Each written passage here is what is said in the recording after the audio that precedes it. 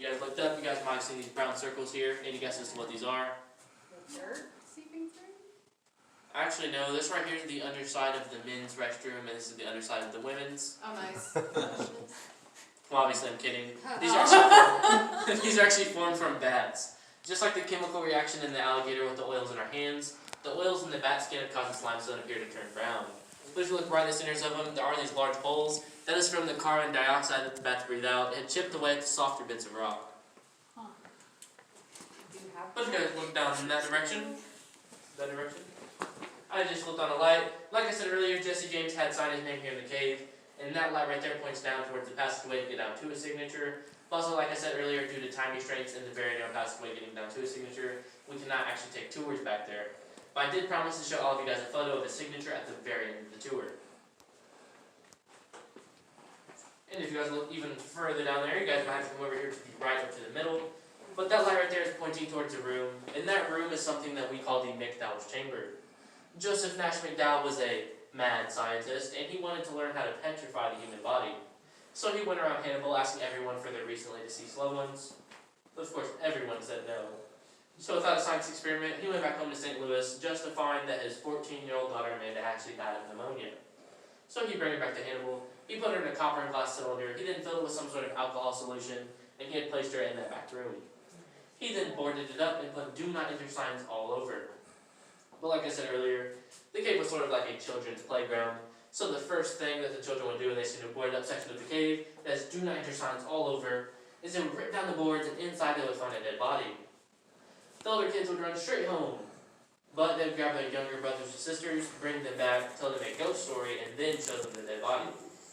The sheriff, however, did not like the thought of being a dead body here in a dark cave where a bunch of children played, so he did actually make Joseph remove it. And before Joseph gave his daughter a regular burial, he took her to a mortician asking how long he thought she had been deceased for. He said around 2 to 3 weeks max, but in reality she was here in this cave for 2 to 3 years. Although Joseph did not find a way to petrify the human body, he sure was one of the very first scientists to learn how to preserve one. And with all of you guys' permission, it is going to get a whole lot darker in here, so is that okay with everyone? Alright, so if we're going to ask you guys to get closer to the people you trust, and further parts of the people you do not. And if I can also have you guys turn off all of your light-making devices, phones, watches, flashlights, glow-in-the-dark shoes, anything that makes light, if I can please have you guys turn it off. Alright guys, but we are going to start our Tom and Becky story. But Tom and Becky were here in the cave with a group of friends, and with only candles for light, it would look a little something like this. As you guys can see, this isn't very much light. But Tom thought he had done the cave a little bit better than he actually did, so him and Becky decided to go off on their own. So with only one candle for light, it would have looked a little something like this. So as you guys can see, with only one candle for light, you can only see around 5 to 6 feet in front of you. But they've been wandering around the cave for quite a long time, just to the point where Becky started to feel a little tired. So she went to go lean up against a wall. But this wasn't any ordinary wall. The wall was moving, it was hairy, and it started to squeak. Any guesses to what this wall was? A bat. They were bats. The bats were here hibernating in the cave, and they had piggybacked off of each other, forming these large columns all the way from the ceiling down to the ground. So as you guys might guess, any girl Becky's age would have done, she screamed. And bats do not like to be screamed at. So they started flying all around, casting these weird shadows all over the walls. One flew a little bit too close, and boom. This right here is complete and total darkness. Your eyes will never adjust to this darkness because there's no light for your eyes to adjust to. But with that being said, this actually ends the guided portion of your guys' tour. If you guys will head in that direction, make 2 lefts or right, a left or right, or right or left, and just head straight on me. All of you guys in the gift shop. Cool.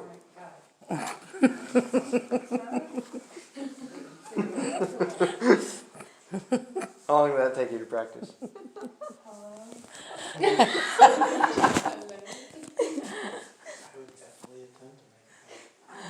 Okay, who has their phone out? Oh yeah, I forgot my case one. I was starting to make it sound You guys were actually leaving. I wasn't. I was sitting there.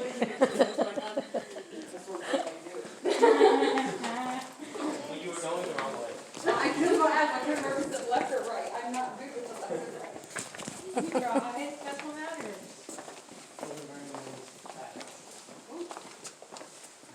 a lot of passages. Alright guys, but right up here, you guys will be able to find the name C.E. Tucker. Right up here. His first name was Clive. He had a bit of a hobby while he's here in the cave. He had signed his name over 250 times throughout the cave walls. Nobody really knows the reason to why he had signed his name as many times, but by the end, all of you guys can guess, he was quite tuckered out. Alright. I found the person who made some Got nice a real book art Carl up there. Look Juice at that. here. It was funny, yeah. Tis my scroll.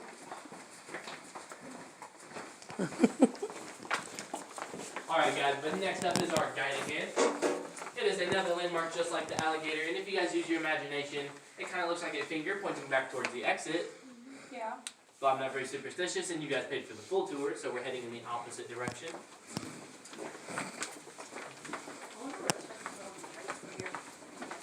It probably took a few years. A whole lot of few years.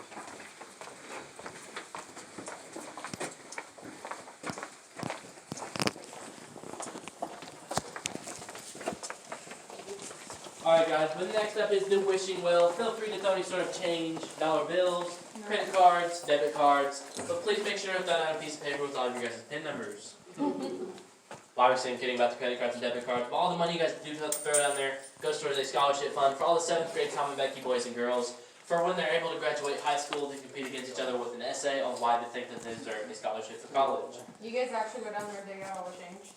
Yes we do. Wow. That's a small world. Yeah, it is. And so is that. Who is small enough to get in there and do all that? All of the tour guides, most of the tour guides. Most of the tour guides. Sorry that y'all have to go dig that up. It's actually not that bad, it's pretty fun. So if you guys did throw money down there, it is greatly appreciated. But if you guys look right up here, you guys will be able to find another C.E. Tucker. What we got? He sounds like a merchant. Probably is. 1868. You know, it's kind of, Back I wonder if somebody's just lying. I know, that's what I'm saying. It's kind of weird that they actually wrote it and it's just not that nice.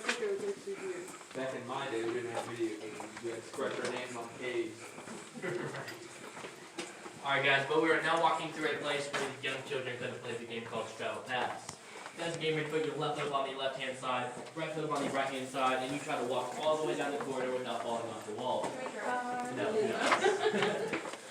Now the one thing we try in this game because most of the time the walls can be kind of damp or wet, which causes them to be slick, and you guys might actually fall off.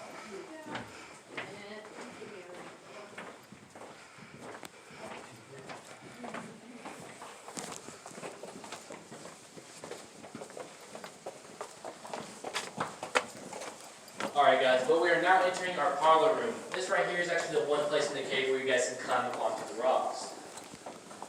Well, right up here is our empty bookshelves. Right below that is our elongated love seat.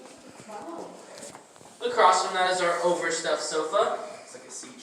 With a footrest. So this right here is also the place in the cave where a lot of families would like to sit down, take a few photos, or ask any sort of questions. So feel free to do so. It's actually pretty comfy, to be honest. Yeah, I'm liking the rocks. I could dig this. This is basically my Minecraft.